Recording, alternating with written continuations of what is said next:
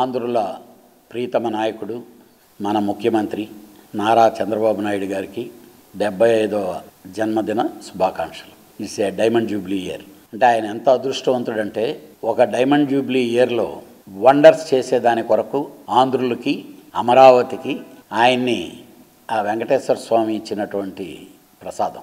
నిజం చెప్పాలంటే కార్యదీక్షత, ఒక పట్టుదల, ఒక డెడికేషన్, దేశ సేవ చేయాలి, మనం బాగా 10 మందికి ఉపయోగపడాలి అనే దాంట్లో నికార్సైన వ్యక్తుల్లో చంద్రబాబు నాయుడు గారు ముందు వరుసలో ఉంటారు. ఏది ఏమైనప్పటికీ ఇదే కాదండి, మీరు ఇంకా మహోన్నతమైన శిఖరాలు ఎక్కాలని, ఆంధ్రులకి ఆంధ్రప్రదేశ్ని సింగపూర్ కంటే గొప్పగా మీరు తీర్చిదిద్దగలరని, మీకు ఆ వెంకటేశ్వర స్వామి ఆయురారోగ్యాలు ఇచ్చి మిమ్మల్ని ఆంధ్రులకి, అంటే ఈరోజు రాజమండ్రికి వెళ్తే ఆ బ్యారేజ్ బ్రిడ్జి కట్టారంటే ఎవరో లండన్ ఇంగ్లీష్ వాళ్ళని గురించి మాట్లాడుకుంటాం, కాటన్ ధోరణి గురించి. అలాగా ఆంధ్రులకి చంద్రబాబు నాయుడు గారు ఒక రారాజులాగా వెలగాలని చెప్పి, అందరికీ గుర్తుండిపోయే విధంగా మీరు ఇంకా సేవ చేయాలని చెప్పి మనస్ఫూర్తిగా కోరుకుంటూ, again happy birthday to you sir. It is a diamond jubilee here to you. సెంచనరీని కూడా మేము చూడాలని చెప్పి మనస్ఫూర్తిగా కోరుకుంటున్నాం. నాకైతే నేను అసిస్టెంట్ డైరెక్టర్గా జీవితం చూసినప్పుడు మాదాపూర్ వెళ్ళాలంటే, కారులో వెళ్ళాలంటే 10 సార్లు పంచర్ అయ్యేది.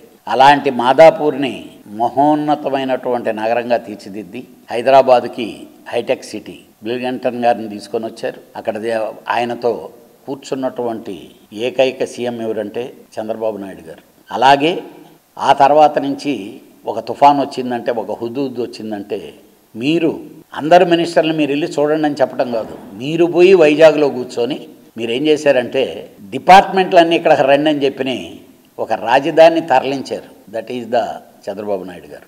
అలాగే ఎడ్యుకేషనల్, ఈరోజు ఒక్కొక్క అమరావతిలో మీరు చేయబోతుండేటటువంటి ప్రతి ప్రయోగం ఇది ఈరోజు హైటెక్ టెక్నాలజీ హైదరాబాద్కి మీరు ఎలాగా వరంలాగా ఇచ్చెళ్ళారో, అలాగే హైదరాబాద్కి మీరు ఎయిర్పోర్ట్, రింగ్ రోడ్, ఇలాంటివన్నీ ఎన్నెన్నో చెప్పుకునేదానికి ఎన్నెన్నో చేశారు.